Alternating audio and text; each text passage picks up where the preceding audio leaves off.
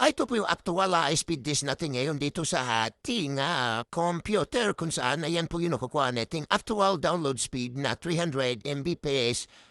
Kasi meron po tayong plan po sa Converge na naka 300 Mbps fiber. Kaya ayan po yung nakukuha natin kung saan actual po natin itong sinubukan.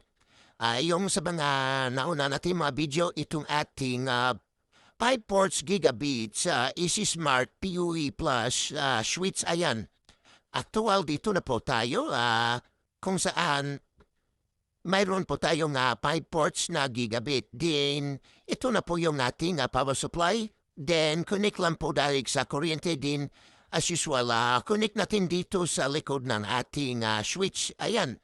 Then, ito na, port 1 natin, connected po ito, yung LAN cable na to, dito sa ating ISP. Meron po tayo ISP na Converge Fiber. Ayan, meron po tayong plan na 300 Mbps, 1,500 monthly din. Ito naman yung isang LAN port, LAN cable, papunta na dito sa ating computer. Ayan. Kung napansin po natin, umilaw po siya ng yellow-orange kasi gigabit na po yung LAN port ng ating CPU. Then try ulit natin mag-speed test.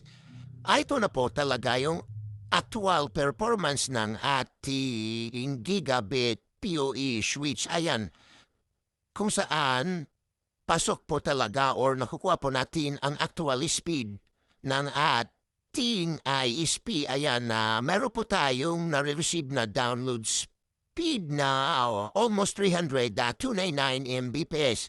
Din ang ating upload speed. Napakalakas po ang na-receive nating upload speed dahil pumapalo po tayo ng mahigit na 529 Mbps. Ayan, kaya napakasulit po talaga kung saan na-connected ang ating computer mismo dito sa ating gigabit sa PoE switch. Ayan po yung actual nating nakukuha talaga sa ating computer kahit speed test po tayo ulit.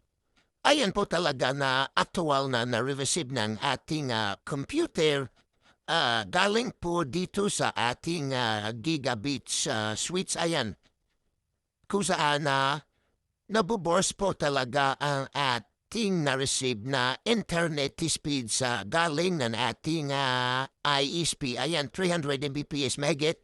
Din yung ating upload nasa 500 Mbps pa rin. Ayan, consistent po talaga tayo. Kaya napakasulit po yung ating gigabit PoE switch. Ayan, ito po yung order or ito po yung galing ng ating client ay lalagay sa ating pangmalakasang Wi-Fi 6 sa Bindo.